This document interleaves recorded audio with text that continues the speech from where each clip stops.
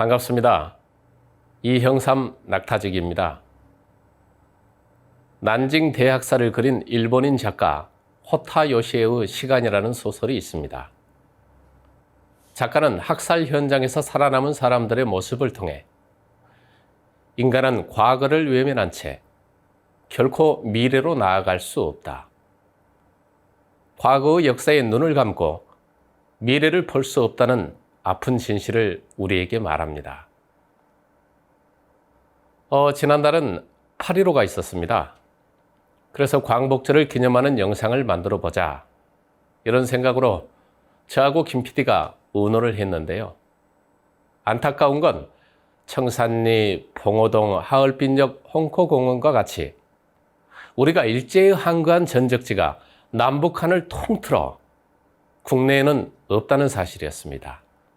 일제 강점이 얼마나 철저했는지를 알 수 있습니다. 그래서 시선을 저 멀리 과거로 돌려 임진왜란의 판도를 바꾼 행주산성 전투를 중심으로 일대의 관련 전적지를 탐방하자고 의견을 모았습니다. 광복절인데 임진왜란 전투 유적지를 간다는 게 좀 의아하실 텐데요. 임진왜란과 일제강점은 역사적으로 서로 다 있습니다. 대표적으로 의병에 대한 일본의 인식이 그것이죠. 임진왜란 당시 왜군들은 전혀 예상치 못했던 복병, 의병을 만났고 엄청난 타격을 받게 됩니다. 그리고 일제의 국권 침탈 당시에도 역시나 조선에서는 의병이 일어났습니다. 그러나 일본은 300년 전 임진왜란을 기억하고 있었습니다. 예상이라도 했듯이 의병을 철저히 부숴버립니다. 호남을 중심으로 삼남 지역에서 끝까지 맹렬히 저항하던 의병들도 남한 대토벌 작전이라는 이름으로 학살해버립니다. 결국 국내의 의병들은 만주로 건너가 독립군이 됩니다. 행주산성 전투는 그 직전에 있었던 벽제관 전투와 연결해서 보아야 합니다. 명나라 장수 이효성이 43,000명의 군대를 이끌고 조선을 지원하러 옵니다. 어렵지 않게 평양을 탈환하죠. 그래서 왜군들 별거 아니네 하고 얕봅니다. 그리고는 무리하게 한양으로 진격하다가 벽제관 전투로 알려진 삼송 숫돌곡에서 아주 대패를 당하죠. 이효성이 죽다 살아납니다. 이번엔 왜군들이 명나라 할만하네 하면서 승리에 들뜨죠. 그리고는 3,000명도 안 되는 조선군이 행주산성에 있다는 말을 듣고는 10배가 넘는 병력으로 몰려갔다가 이번에는 왜군들이 아주 대패를 합니다. 각각의 전투에는 우리가 잘 알지 못했던 스토리가 숨어 있습니다.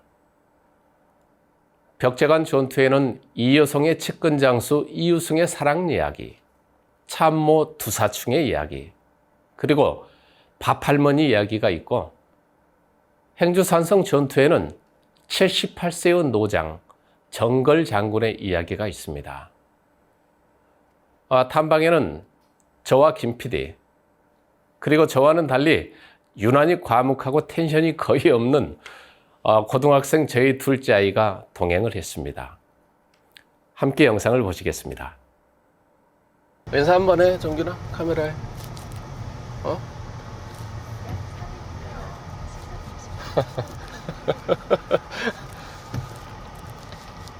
참고로 저희 둘째 작은 아이인데 고등학교 2학년입니다.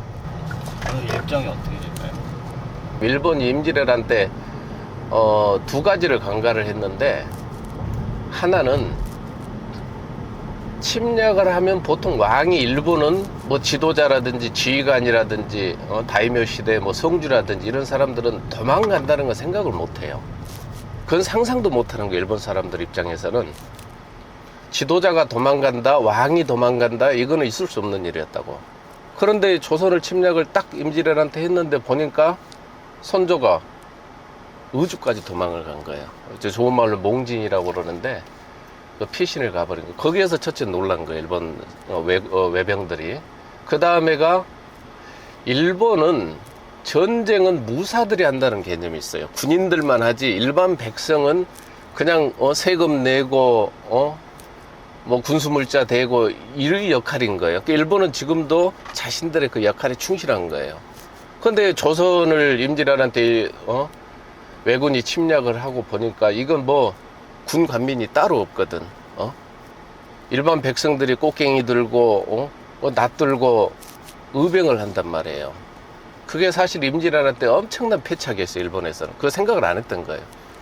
그래서 의병과 관군이 같이 합쳐져서 사실은 임진왜란이라는 그 국난을 극복을 한 건데, 그 일본 사람들 그 임진왜란 때 경험했던 그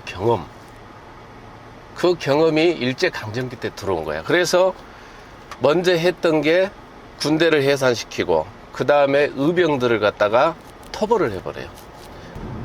그래서 결국은 임진왜란을 교훈으로 삼아서 이 사람들이 300년 후에 일제강점기 제국주의가 조선을 침략을 할 때 그 임진왜란 때 자기들이 경험했던 그 경험을 가지고 40년간 식민지 지배 통치를 한 거예요.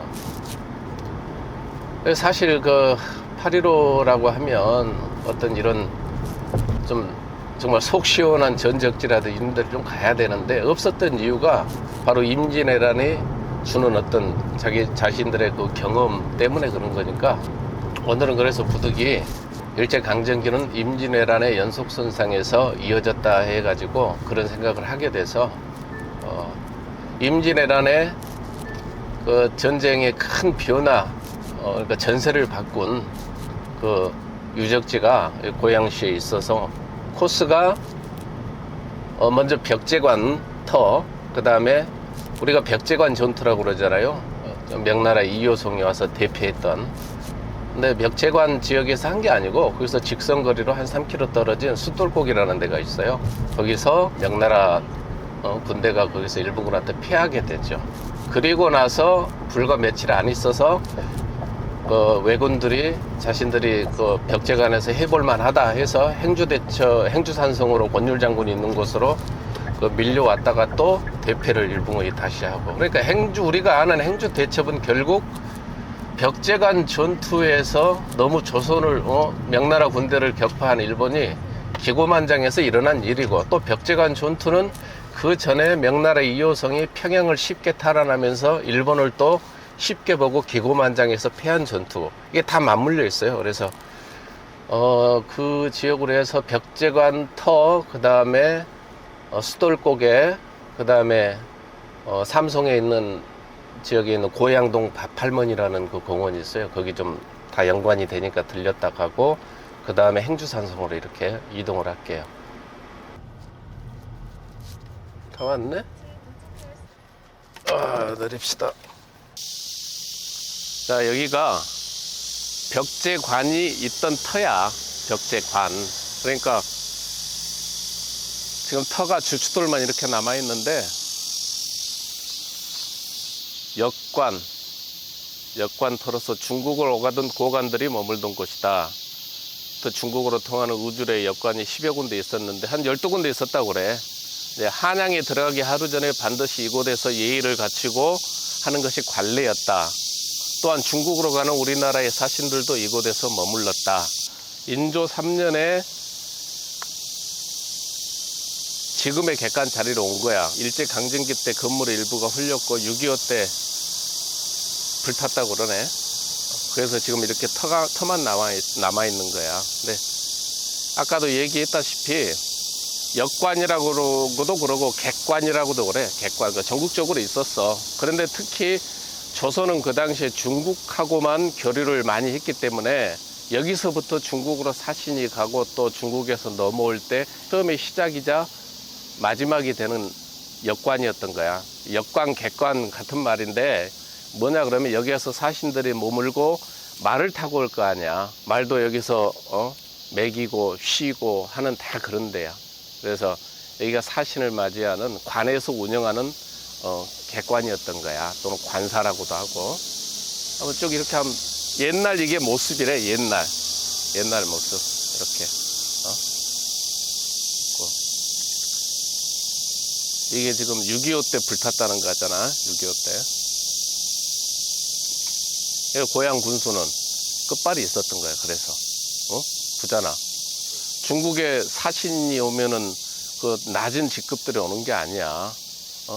최소한 뭐 장차관급 이런 사람들이 사신으로 온단 말이야.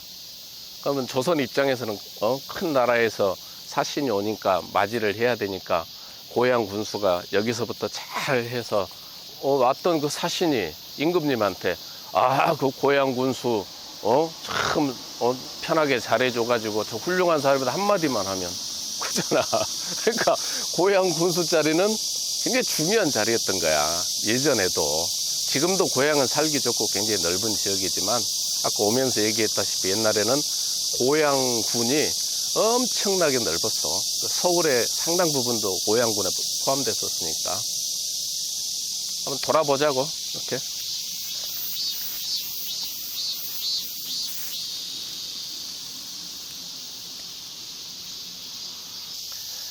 이제 오늘 여기서부터 시작을 해서 숫돌고개로 가고 행주산성으로 가기 위해서 설명을 하기 위해서는 임진왜란이라고 하는 그 배경을 설명을 해줘야 돼. 아빠가 설명을 잘 해줄게. 자, 임진왜란이 1592년도에 일어났잖아. 그지? 그리고 조선이 개국된 게 1392년. 조선 개국되고 정확히 200년 후에 임진왜란이 일어난 거야. 우리가 보통 임진왜란 그러면 1592년부터 1598년 일본이 물러날 때까지 그 기간을 통틀어 얘기하는데 그 사이에 정유재란이 있어. 1597년도에 다시 남쪽으로 후퇴했던 일본군이 다시 재침략을 한 게 정유재란이야. 근데 임진왜란 그러면 그 정유재란을 보통 포함해서 임진왜란 그래. 임진왜란이 일어나기 전까지 조선 사회가 어땠는지를 좀 들어봐야 돼. 자, 전쟁이라는 거 왜 일어난 원인이 있을 거 아니야. 그지? 왜 일어났을까? 그게 제일 중요한 거야, 역사에서는. 일어났다는 사실이 중요한 게 아니고 왜 그런 일이 발생을 했을까를 아는 게 중요해. 1392년에서 1592년 그 200년 사이에 조선 사회에 큰 전란이라든지 전쟁 이런 게 없었단 말이야. 200년 동안 평화를 유지한 거야. 뭐 크고 작은 뭐 전투들은 있었지만 큰 전쟁이 없었어. 평화로운 시대였던 거야. 200년간. 그러면 늘 평화로우면 어떻게 돼? 무뎌지지. 안보에 대해서 무뎌지잖아. 국방에 대해서 무뎌지고. 그러면서 이제 안으로 서로 권력 투쟁만을 많이 해. 그 훈구와 살림 세력이 계속 이제 싸움을 해. 그러다가 명종 때, 조선 명종 때 4대 사화가 그래서 발생을 한 거야. 그 뭐 깊이 설명을 못 하겠고. 그러다가 선조 임금이 이제 딱 왕이 돼. 그러면서 훈구 세력들을 완전히 몰아내. 그리고 살림 세력들이 이제 정권을 잡은 거야. 그러면서 또 살림 세력들끼리도 뭐 동인이니 서인이니 그러니까 이런 권력 투쟁들이 많이 일어나 그걸 당쟁이라고 그러잖아. 우리가 보통 당쟁. 붕당 정치라고도 하고. 그러면서 국방은 좀 소홀히 하게 돼 이제. 조선시대 최고의 국방 안보 의결 기구는 비변사야. 비변사. 그러면 그 비변사가 뭐냐 그러면 오늘날의 NSC 국가안전보장회의와 같은 성격이야. 우리나라 지금 현재 있어. 국가안전보장회의 법이 있어. 그 법이. 그리고 그 의장이 누구냐 그러면 대통령이야. 그 의결기구란 말이야. 앞으로 우리 국방을 어떻게 해나가고 외교는 어떻게 할 것인가에 대한 전반적인 그 회의를 해서 거기서 의결을 해서 그걸 근거로 해서 이제 국정을 운영해 나가는 거지. 그 최고 의결 기관인 거야. 국가 안보에 관련된. 그게 조선시대 때는 비변사였어.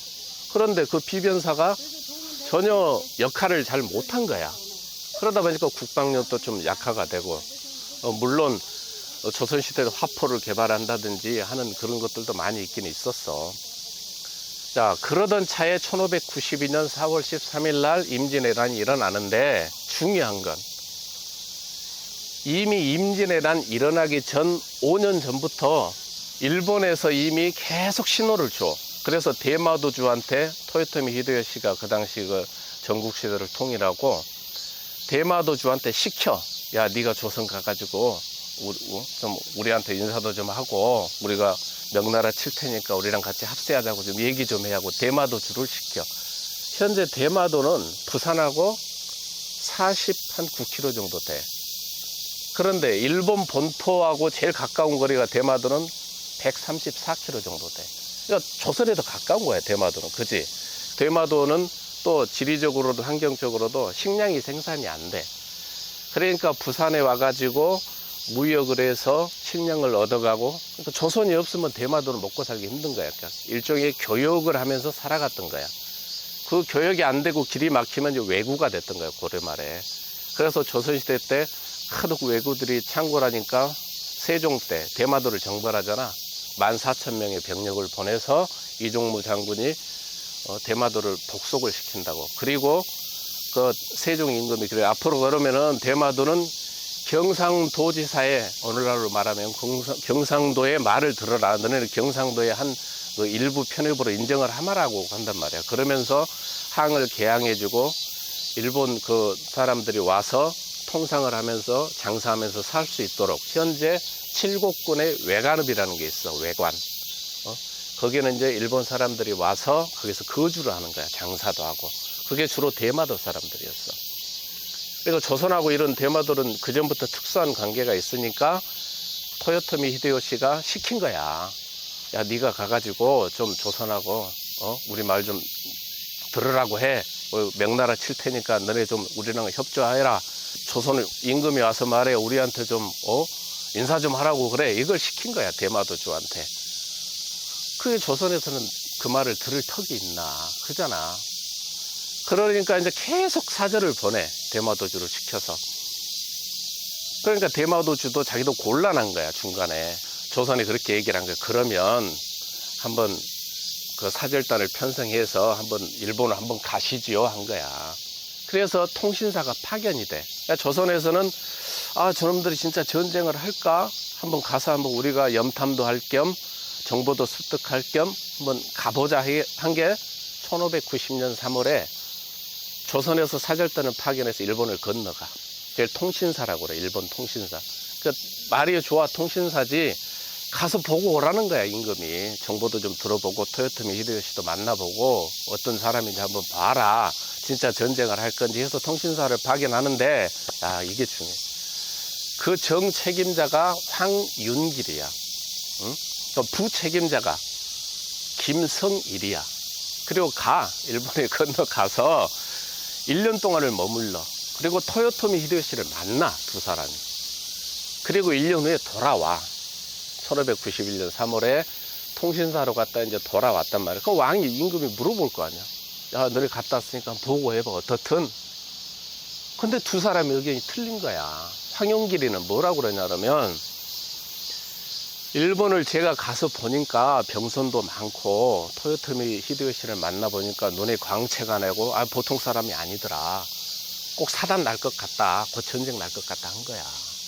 근데 그 옆에 있던 김성일이는 아닙니다, 임금님. 내가 가서 보니까 토요토미 히데요시는 눈이 서목이에요. 서목. 이게 무슨 말이야 하면 쥐서자의 눈목자야. 뭔 말이야? 쥐새끼 눈이라 그거야. 그래서 보니까 사람도 보잘것없고 그 사람 전쟁 안 일으켜요 라고 얘기를 한 거야. 너무 상반된 거야. 그래서 조선에서는 김성일의 얘기를 듣고 에이, 안 오겠지. 설마 오겠어? 이렇게 된 거야. 그러니까 이제 대마도주가 답답하거든. 그래서 정보를 줘. 선위사라는 그 직함을 가지고 있는 관리한테 1591년도에 알려줘. 내가 고급 정보인데 내년 봄에 정명가도, 명나라를 치기 위해서 길을 빌려달라는 명목으로 일본이 내년 봄에 올 거야 라고 알려줘. 그 선의사, 그 사람이 그래서 이거 고급 정보잖아. 득달같이 가서 선조 임금한테 보고를 해. 엄청난 정보입니다. 내년 봄에 온답니다, 왜군들이. 불과 1년도 안 남는 시점이야. 그래서 선조 임금이 그 얘기를 듣더니 가뜩이나 민심도 흉흉한데 시키가 유언비어를 파직해버려, 그 사람을. 정보를 가지고 가서 중요한 정보를 알려줬더니 파직해본 거야. 그 선의사의 이름이 억울하다 그래서 오억명, 억울하잖아. 자기는 가서 고급 정보를 해줬는데 말이야. 임금님이 파직해버려요. 그리고 그 통신사로 갔던 황용길, 김성일한테도 그 일본 사절단들이 정보를 줘. 똑같이. 근데 임금한테 보고하겠어? 파직됐는데 보고 안 하는 거야. 그러니까 사실 5년 전부터 이미 그렇게 대마도주를 시켜서 사절단 보내면서 우리가 갈 거야 시그널을 계속 주는 거야. 근데도 조선에서는 방비를 안 하는 게 설마 쟤네들이 우리한테는 뒤에 큰 대국 명나라가 있는데 설마 저 외놈들이 오겠어라고 한 거야. 여기서 우리가 교훈을 얻어야 돼. 국가 안보라는 건 설마가 없어. 설마 오겠어라는 게 없다니까. 지금 봐봐. 전쟁도 안 일어나는데 우리 군인들 계속 훈련하잖아. 하는 이유가 뭐야? 한 번을 위해서 그런 거야. 언제일지 모르지만 그때를 위해서 대비를 해야 되는 거야. 설마 오겠어. 그 순간 그 안보는 무너지는 거야. 지금 이제 벽제관에서 이제 장소를 좀 이동해서 이제 실제 벽제관 전투가 일어났던 장소로 가는데 계속해서 그 임진왜란과 관련한 그 배경을 설명을 할게요. 이제 그렇게 해서 1592년 4월 13일에 부산 앞바다에 왜군들이 쳐들어오는데 9개 부대로 나뉘어서 와. 한꺼번에 온 게 아니라 총 병력이 한 15만 8천 명 정도 되는데 제1군이 그때 쳐들어온 거야. 병선 700척에 나누어 타고 18,700명이. 그랬다가 곧바로 그냥 부산진 동래부 다 점령을 하고 이제 본격적으로 전쟁이 시작이 되는데, 물론 그 부산진 첨사를 정발이라고 그러고 동네 부사 송상현 그렇거든. 근데 이제 그분들이 뭐 용감하게 싸우긴 했는데, 이게 조금 여기서도 좀 생각을 해볼 게, 그 당시 부산 지역은 곧 전쟁이 일어날 것이라는 거 어느 정도 감지를 하고 있었어. 그러면은 항상 대비를 해야 되는데, 첫 전투를 벌였던 부산진 첨사 그 정발 그분이 왜군들이 700척의 배를 타고 부산 앞바다에 나타날 때 사냥을 가고 없는 거야. 사냥. 장수가 곧 전쟁 날지 모르는데 사냥을 가고 없어. 그러니까 주민들이 알려주는 거야. 곧 저기 좀 이상한 배들이 왔다. 그것도 대수롭지 않게 생각을 했던 거야. 그러니 이길 수가 있나. 그러니까 전반적으로 그런 어떤 생각들이, 전쟁에 대한 생각들이 좀 해이하고 있었지. 생각도 해이했지.